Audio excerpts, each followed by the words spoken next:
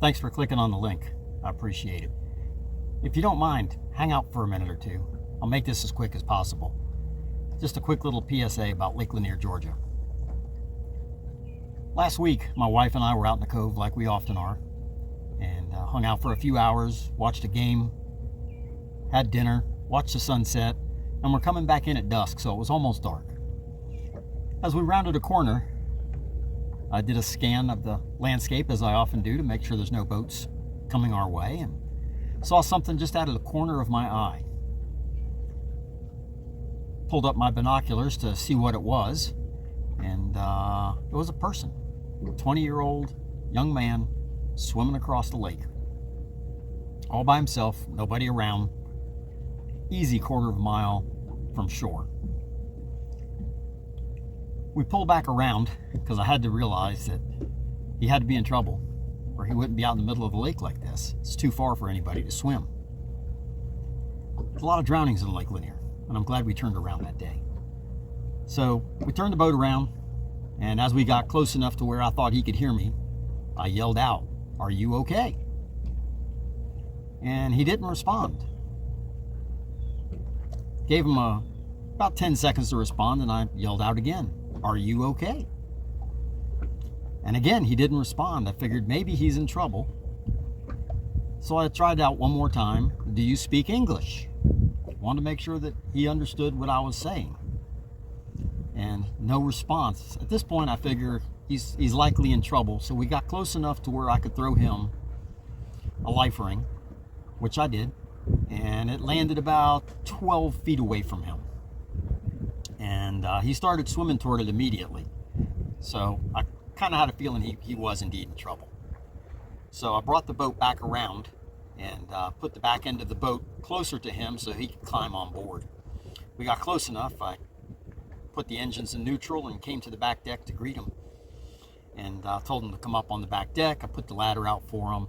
And he hesitated for a minute. And I says, "Come on up. It's okay." And he says, "No, I'm embarrassed. I'm in my underwear."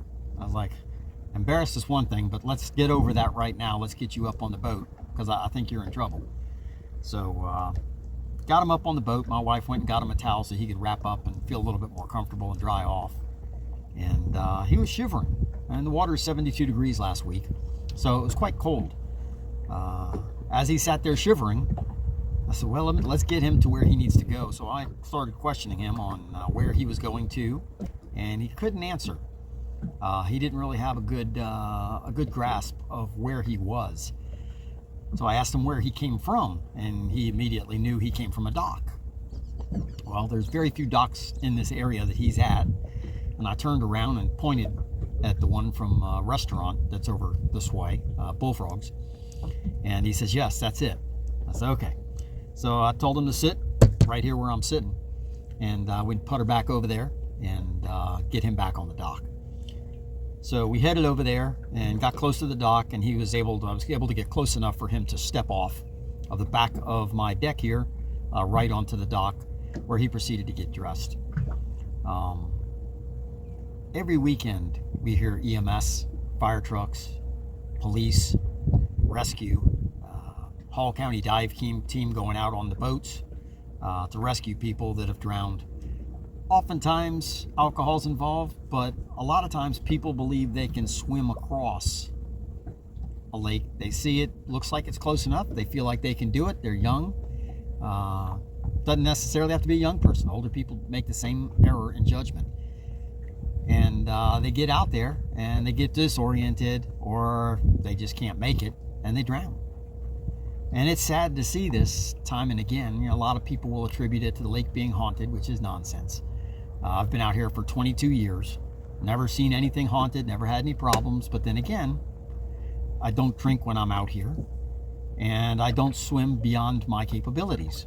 And if I am going beyond my capabilities, I make sure safety equipment's deployed for that reason. At any rate, I thought this story was worth sharing because this is not the first time we've plucked somebody out of the lake that was out swimming in the middle. I thought maybe someone will hear this, maybe someone will pay some attention to it, and that's it. Hope you have a safe time when you're out here in Lake Lanier, Georgia, and don't try and swim across. you.